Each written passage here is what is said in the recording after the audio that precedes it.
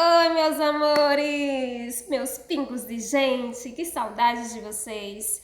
Então, dando continuidade ao nosso estudo da letra C, hoje eu tenho aqui a letra C, cursiva minúscula.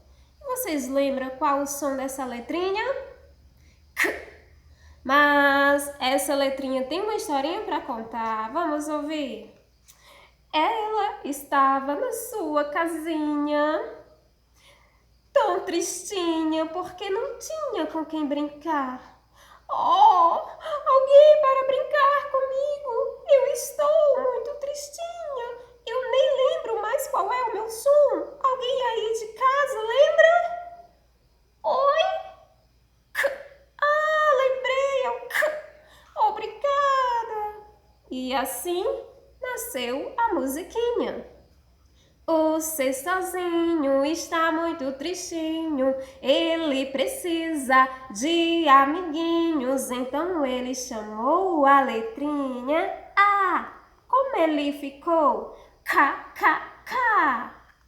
O C sozinho está muito tristinho, ele precisa de amiguinhos, então ele chamou a letrinha O. Como ele ficou? Có, có, có.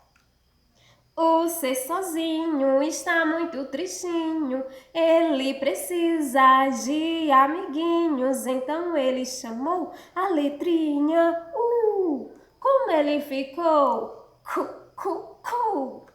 O C sozinho está muito tristinho, ele precisa de amiguinhos, então ele chamou as letrinhas do Como ele ficou? Com, com, com.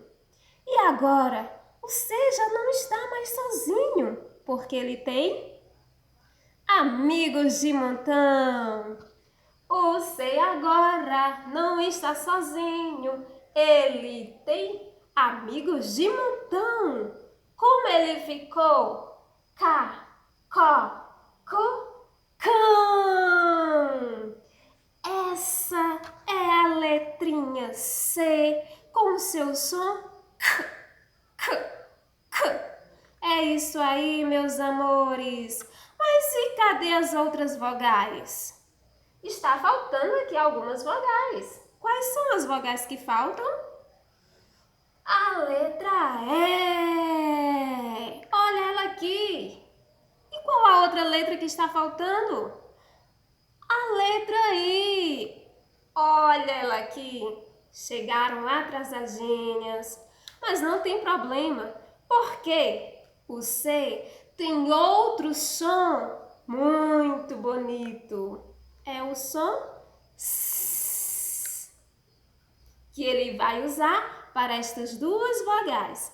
A letra E com o som S ficou Sé.